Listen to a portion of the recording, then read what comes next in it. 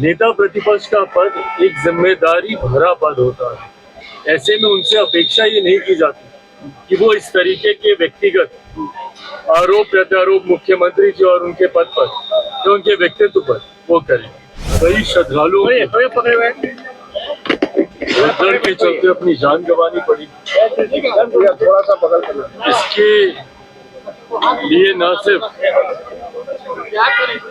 जितने भी मृतक हैं उनके प्रति मैं अपनी पार्टी की तरफ से श्रद्धांजलि प्रकट करता हूं। जो लोग इसमें राजनीति कर रहे हैं उनसे मैं ये आग्रह जरूर करूंगा, ये राजनीति करने का कतई समय नहीं है। ये लोगों की आस्था से जुड़ा हुआ विषय है। श्रद्धालुओं ने जो वहां पर आए, जिन्होंने अपनी जान इसमें गंवाई, उनके प्रति संवेदना रखने का ये समय है। आम आदमी पार्टी की सरकार दिल्ली से जा रही है।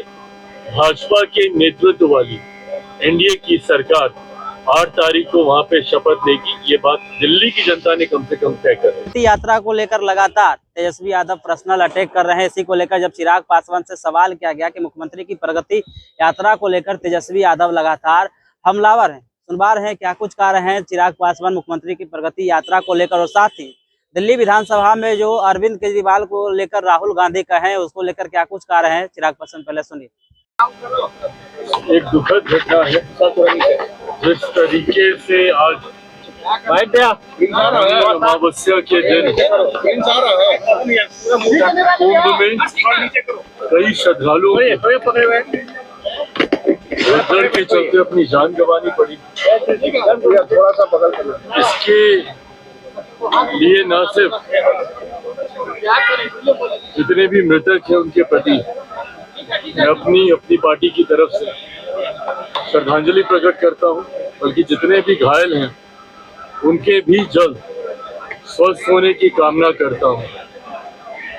यकीनन ये घटना दुखद है। जिस तरीके से इतनी भारी संख्या में, और मुझे लगता है शायद ये अपने में एक रिकॉर्ड ही होगा कि जिस संख्या में आज वहां पर लोग स्नान के लिए उपस्थित थे, ऐसे में वहां पे क्या चूक हुई, किस कारण से इतनी बड़ी घटना ये घटी।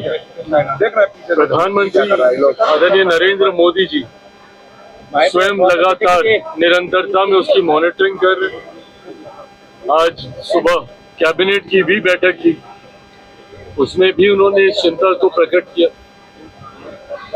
मुख्यमंत्री उत्तर प्रदेश के लगातार वो संपर्क में हैं। मुख्यमंत्री ने भी कई दौर बैठकों के किए। भविष्य में, क्योंकि अभी भी एक लंबा समय है, तो मतलब ये घटना ना घटे इस बात को तो सरकार हमारी सुनिश्चित कर ही रही है, बल्कि इससे कहाँ पे इसमें चूक हुई है या कैसे ये घटना घटी है, इसकी भी उचित जानकारी लेकर उचित कार्रवाई की जाएगी। राहुल गांधी समेत तमाम विपक्ष जो है कुव्यवस्था का आरोप देखिए, मुझे लगता है जिस तरीके से इस बार इंतजाम किए गए, व्यवस्था की गई, लगातार राज्य सरकार ने इस बात को सुनिश्चित करने का कार्य किया। मुख्यमंत्री योगी आदित्यनाथ जी ने भी लगातार न सिर्फ कई बैठकें की, बल्कि कई दौरे भी प्रयागराज में किए। मंत्रिमंडल की बैठकें तक वहीं पर ही हाल फिलहाल के हफ्तों में आयोजित की गई और सुनिश्चित करने का प्रयास किया गया, क्योंकि अपेक्षित था कि इस बार एक अप्रत्याशित संख्या में लोग वहां पर उपस्थित होंगे। काफी समय तक व्यवस्था ठीक ठाक गई, पर कल रात जिस तरीके से एक अप्रत्याशित भीड़ प्रयागराज कुंभ में पहुंची वहां पर, अब ये जरूर, जैसा मैंने कहा, कि ये जांच का विषय है कि कहां पे क्या व्यवस्था में कमी रही, उसको तो जरूर ठीक किया ही जाएगा, बल्कि दोषियों पर भी कार्रवाई की जाएगी। जो लोग इसमें राजनीति कर रहे हैं उनसे मैं ये आग्रह जरूर करूंगा, ये राजनीति करने का कतई समय नहीं है। ये लोगों की आस्था से जुड़ा हुआ विषय है।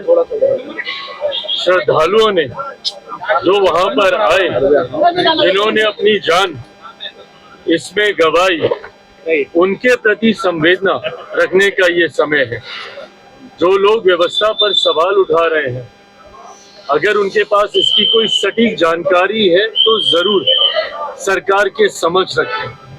पर मुझे लगता है कि इस बार जितनी संभव व्यवस्था का प्रयास सरकार के द्वारा किया गया, उसमें सरकार ने इस बात को सुनिश्चित करने का कार्य किया कि कहीं कोई लापरवाही, कोई चूक नहीं हो। उसके बाद भी अगर ऐसी घटना घटी है तो सरकार पूरी जिम्मेदारी से इसकी जांच करवाकर दोषियों पर कार्रवाई जरूर करेगी। तेजस्वी यादव लगातार मुख्यमंत्री नीतीश कुमार के ऊपर हमलावर है, कह रहे थक गए हैं, जो अधिकारी है वो सुन नहीं रहे हैं, आपराधिक घटना लगातार बढ़ रहे हैं। देखिए, दिक्कत ये है कि नेता प्रतिपक्ष मुख्यमंत्री जी पर लगातार निजी और व्यक्तिगत टिप्पणियां कर रहे हैं। उनको लेकर, उनके स्वास्थ्य को लेकर, थक गए हैं, उम्र हो गई है, इस तरीके की बात, जिसका मैं कतई कभी भी पक्षधर में नहीं रहा। आप नीति पर आप आरोप कीजिए, सरकार की कार्यशैली पर आपको आरोप लगाने हैं, ये वो राजनीतिक विषय हैं जिसके ऊपर हम लोग भी अपनी बातों को खुलकर रखने का काम करेंगे। नेता प्रतिपक्ष का पद एक जिम्मेदारी भरा पद होता है। ऐसे में उनसे अपेक्षा ये नहीं की जाती कि वो इस तरीके के व्यक्तिगत आरोप प्रत्यारोप मुख्यमंत्री जी और उनके पद पर या उनके व्यक्तित्व पर वो करें। अगर वो किसी नीतिगत विषय को लेकर अगर वो टिप्पणी करते हैं तो जरूर हम लोग भी उसका जवाब देंगे, पर इस तरीके के आरोप चुनावी वर्ष है, जनता भी देख रही है।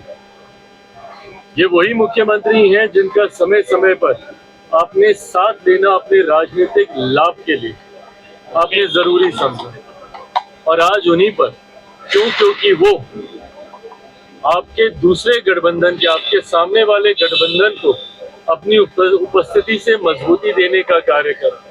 और ये बात नेता प्रतिपक्ष भी अच्छी तरीके से जानते हैं कि आज एनडीए गठबंधन एक विनिंग कॉम्बिनेशन के साथ आगे बढ़ने का काम कर रहा है। उपचुनाव में हम लोगों ने इस बात को प्रमाणित भी करके दिखाया।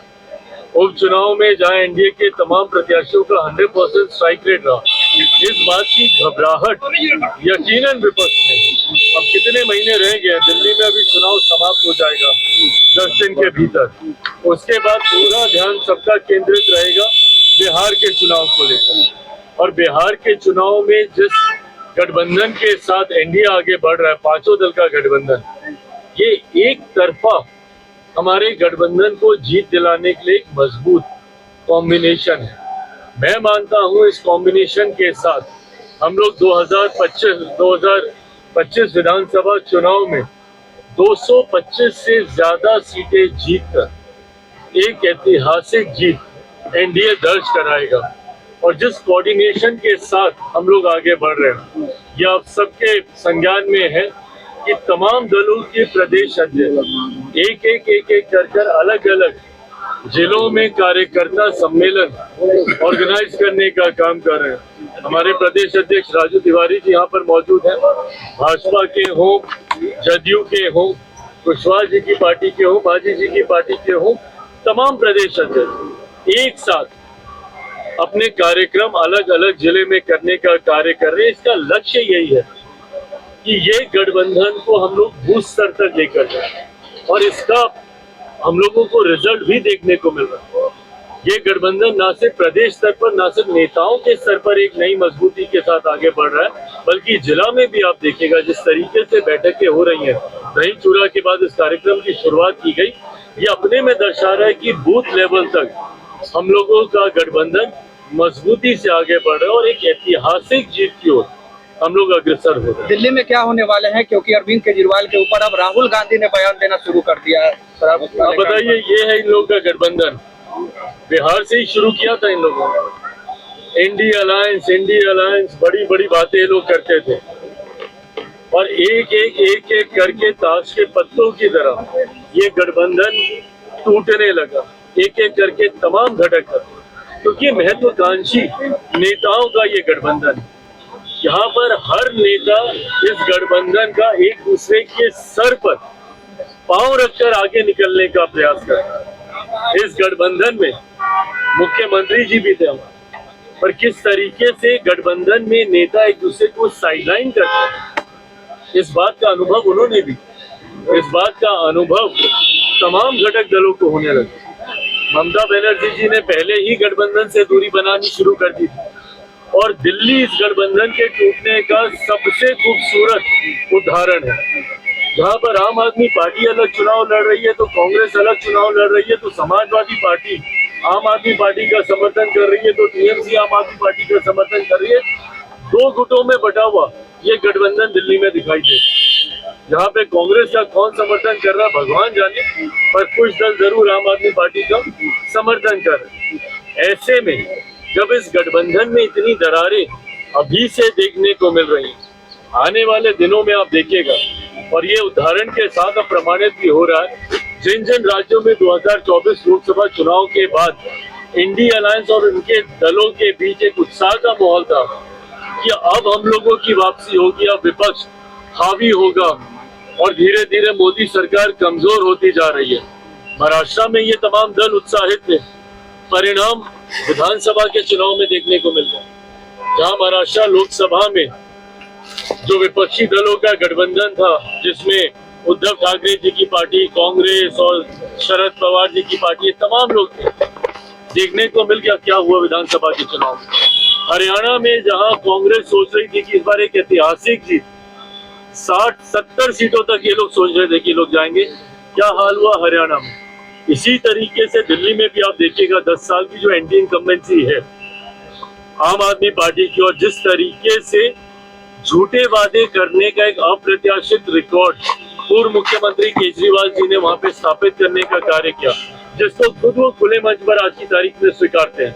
भाई हम लोग भी दिल्ली में रहते हैं, दिल्ली में गंगा यमुना हम साफ कर देंगे, तो वहाँ की सड़कें ये बना देंगे, और खुद आज कबूल कर रहे हैं कि ये उन वादों को पूरा नहीं कर पाए। आज की तारीख में दिल्ली के लोग पूरी तरीके से, हम लोग भी धीरे धीरे कैंपेनिंग हम लोगों ने शुरू की है, और जो जनता का जो फीडबैक मिल रहा है, ये बात तय है कि आम आदमी पार्टी की सरकार दिल्ली से जा रही है। भाजपा के नेतृत्व वाली एनडीए की सरकार 8 तारीख को वहां पे शपथ लेगी, ये बात दिल्ली की जनता ने कम से कम तय कर रही है। आपने चिराग पासवान को सुना, साफ तौर पर कहते हुए नजर आ रहे हैं कि तेजस्वी यादव इन दिनों जो है मुख्यमंत्री पर पर्सनल अटैक कर रहे हैं। अगर इस प्रकार का बयान वो लगातार देते हैं तो हम लोग भी उनका सामना करेंगे। जब उनसे सवाल किया गया दिल्ली विधानसभा चुनाव को लेकर, तो उस पर भी कहते हुए नजर आ रहे हैं कि दिल्ली में जिस प्रकार से गठबंधन ये लोग बिहार में बनाए थे, लेकिन एक दूसरे के ऊपर पैर रखकर लोग बढ़ना चाह रहे हैं। पूरी तरीके से गठबंधन कमजोर है और एनडीए पूरी तरीके से मजबूत है। क्या कुछ कह रहे थे चिराग पासवान इस वीडियो में आपने सुना। बाकी इस वीडियो के माध्यम से आपकी क्या प्रतिक्रिया होगी, अपनी प्रतिक्रिया कमेंट में जरूर दें, और ऐसे खबरों से रूबरू होने के लिए देखते रहिएगा आज तक।